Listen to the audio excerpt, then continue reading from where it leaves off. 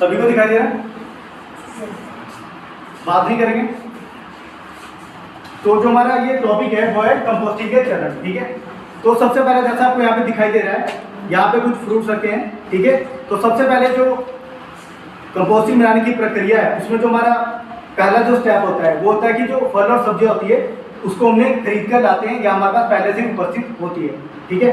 फिर हम क्या करते हैं, जैसे हमारा डेली यूज होता है, ठीक है। तो जैसे मैंने अभी बताया था कि हम लोग खाना तो डेली खाते हैं, तो जो फ्रूट्स वगैरह होते हैं, सब्जियां वगैरह होती है, उसको हम डेली कंज्यूम भी करते हैं, डेली खाते हैं, ठीक है। उससे क्या होता है कि जैसे हम खाना किचन में बनाते हैं, सभी को पता है, तो किचन में जिस तरह से जो किचन वेस्ट है वो प्रोड्यूस डेली होता रहता है।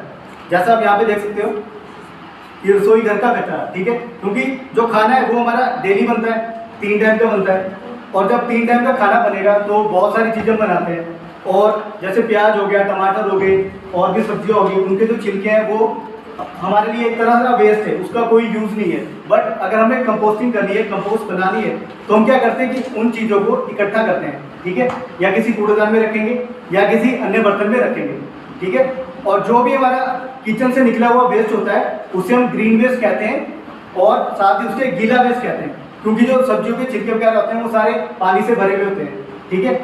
उसे हम जब भी कहीं बाहर भी अगर फेंकते हैं तो उसे हम जो हरे कलर का कूड़ादान होता है, जैसा आप यहाँ पे देख पा रहे हैं, ठीक है, उसी में फेंकते हैं, क्योंकि वो गीला कचरा होता है। अगर हम उसे सूखे कचरे में फेंकेंगे तो वो सूखे कचरे के साथ मिलकर जब हम उसको जो डंपिंग यार्ड होता है, हमारा भराव क्षेत्र होता है, वहाँ पे उसको फेंकते हैं तो वो सूखे कचरे के साथ मिल जाता है और वहाँ पे इस तरह से ही पड़ा रहता है, ठीक है, उसका कोई यूज़ नहीं होता है। तो जो किचन वेस्ट है, यहाँ तक सभी को समझ आ गया कि किचन वेस्ट होता क्या है। अब हम इसमें आगे बात करेंगे कि जैसे हमारा जो हमने किचन वेस्ट है उसको हमने इकट्ठा कर लिया है, अब हम उसका यूज़ क्या करना है कि हमने उससे कंपोस्ट किस तरह बनानी है। तो हम क्या करेंगे, जो हमारा किचन वेस्ट से सारा है उसको हम सारा इकट्ठा कर लेंगे और एक अन्य बर्तन ले लेंगे, ठीक है, जैसा आप यहाँ पे देख पा रहे हैं, ठीक है। तो मैंने यहाँ पे 3 बॉटल्स लगाई है। तो फर्स्ट वाले में जो भी मेरा मटेरियल होगा, जैसे मेरे पास है सूखी पत्तियाँ और जो भी मेरा किचन वेस्ट है, उन सभी को मैं एक बर्तन में मिक्स कर दूंगा और उसे ढक के रख दूंगा, क्योंकि हम इसको ओपन एरिया में नहीं कर सकते, क्योंकि ये गीला रहता है, गीले होने की वजह से ये अच्छे से काम नहीं करता है, ठीक है। तो जब भी हमें कंपोस्ट बनानी है तो हमें ऐसी जगह का चुनाव करना है जहाँ पे बारिश ना गिरती हो, या हम ऐसे बर्तन को लेंगे जिसको हम ढक भी पाए, ठीक है। तो सबसे पहले हम क्या करेंगे कि जैसे हमने कोई बर्तन ले लिया है, ठीक है, आप एक मटका भी ले सकते हो, कोई बकेट भी ले सकते हो या गमला भी ले सकते हो, वो आपके ऊपर डिपेंड करता है कि आप कितनी मात्रा में जो कंपोस्ट उसको बनाने वाले हैं, ठीक है। तो सबसे पहले हम क्या करेंगे कि जो भी सूखी पत्तियाँ होगी पेड़ों की, ठीक है, उसको हम लेंगे और उसकी जो एक लेयर है उसको पहले एक बर्तन में डालेंगे, ठीक है। सूखी पत्तियों को हमने बिछा दिया। उसके बाद हम क्या करेंगे, जो भी हमारा किचन वेस्ट होगा, जैसे फलों के जो छिलके हो गए, सब्जियों के छिलके हो गए, अंडों के खोल हो गए, उन सभी को हम उस लेयर के ऊपर डालेंगे, ठीक है।